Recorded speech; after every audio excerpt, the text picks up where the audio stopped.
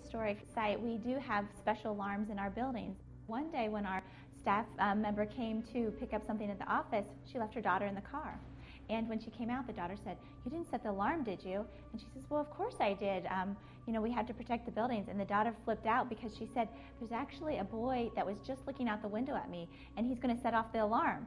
And so the staff member came into the building, turned off the alarm, and they looked through the house, but they could never find the little boy.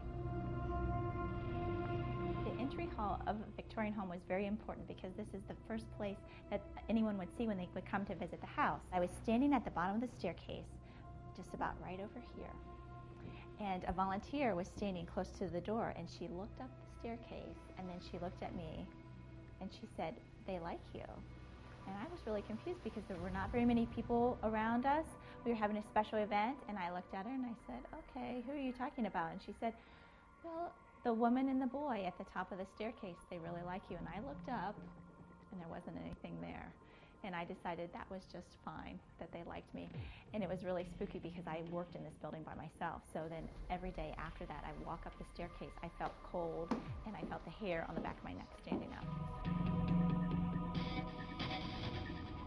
In 1867, when Mrs. Perkins passed away while visiting her son in Pennsylvania, they put a notice in the paper and asked people to come to the house to visit her. And I will tell you, this is one of the rooms that really scares people when they come into the house. It's as if they can feel her presence.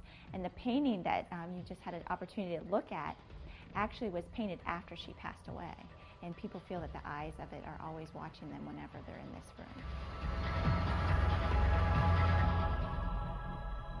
It's the responsibility of a certain staff member in the 1980s to come into the house, to turn on the lights for tours.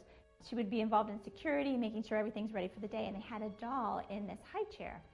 She noticed that when she would come in the morning, that the doll would be arranged one way, and then when she would go in the evening to turn off all the lights and set the security, that the doll would be arranged another way, and no one on the staff had touched the doll. This was the bedroom of Mr. and Mrs. Perkins. It was not common to have a bedroom on the first floor, but we know Mrs. Perkins had paralysis problems. And what's very interesting is that according to the person that came through the house that's able to see spirits, this is the room that has the most activity.